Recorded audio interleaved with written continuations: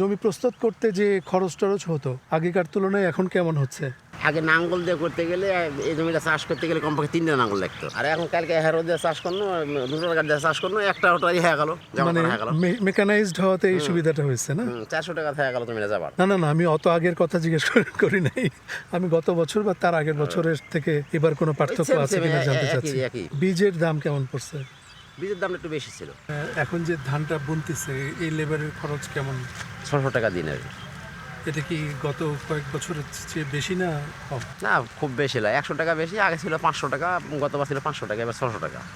রাজশাহীর সেচ ব্যবস্থাটা ওর দেশের অন্যান্য অঞ্চল থেকে অনেকটা ভিন্ন। এখানে মাটির নিচ থেকে পানি তুলে সেচ দেওয়া হয়, কিন্তু এখানে পানির অপ্রতুলতা রয়েছে এবং মাটির অনেক নিচ থেকে প্রায় 80-100 ফিট, 100-150 ফিট নিচ থেকে পানি তুলে এনে চাষ করতে হয় কৃষকদেরকে। এই পানিটাতে আপনার কেমন খরচ পড়বে? A to Z, এখান থেকে ধান শুরু থেকে শেষ পর্যন্ত 3,000 টাকা লাগতে পারে। এই যে পানি আছে এখন, এভাবে পানি কমপক্ষে 10 দিন থাকা লাগবে ধানের ভিতরে, কমপক্ষে 10 দিন।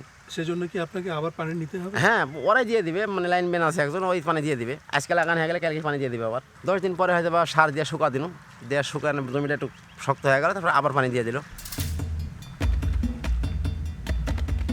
জাকির তালুকদারের একটা লেখায় পড়ছিলাম, ইরিধানের কলিজা ঠান্ডা হতে যে পানি লাগে সেই পানির যোগান দিতে কৃষকের মাথার ঘাম পায়ে পড়ে।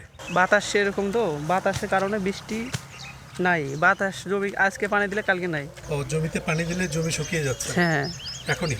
হ্যাঁ, পানির খরচটা বেশি হবে, সারের খরচটা বেশি হবে, ওই লেবারের খরচ বেশি হবে, জমির দামও এবার বেশি। যে সময়টা আমাদের ধানটা উঠে সেই সময় ধরেন একটা কারেন্ট পোকা লাগার আভাস থাকে, বিষের পরিমাণটা বেশি লাগে।